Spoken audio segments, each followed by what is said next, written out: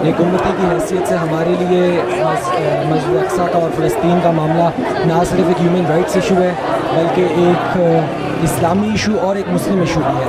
और ये दो अलहदा इसलिए हैं और इस तरह हैं कि मुस्लिम इशू ये हमारे फ़लस्तीनी भाई बहनों के लिए है और इस्लामिक इशू ये हमारे लिए हमारे तीसरे हरम के लिए है और हमारे मस्जिद अक्सा के लिए है।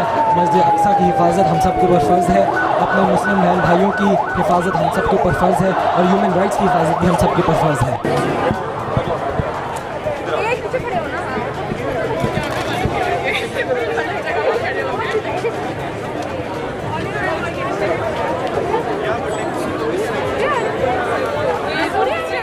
किया है हमने बहुत देर कर दी, मगर अभी भी हम चाहते हैं कि पैलेस्टाइन को आज़ाद किया जाए। लोग जमा हैं, लोग सपोर्ट करते हैं और ये हमारे लिए एक दीनी मामला भी है, एक ह्यूमन राइट्स इशू के साथ साथ, और हम चाहते हैं कि पूरी दुनिया आकर हमें सपोर्ट करें।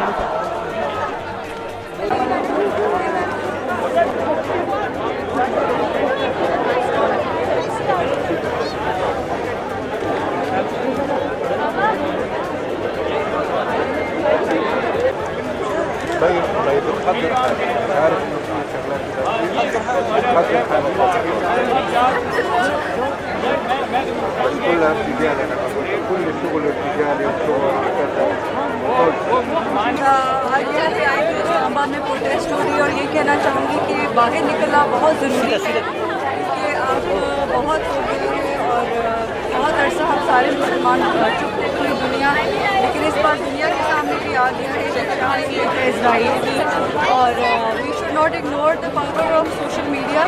बहुत ज़रूरी है अवेयरनेस फैलाएँ।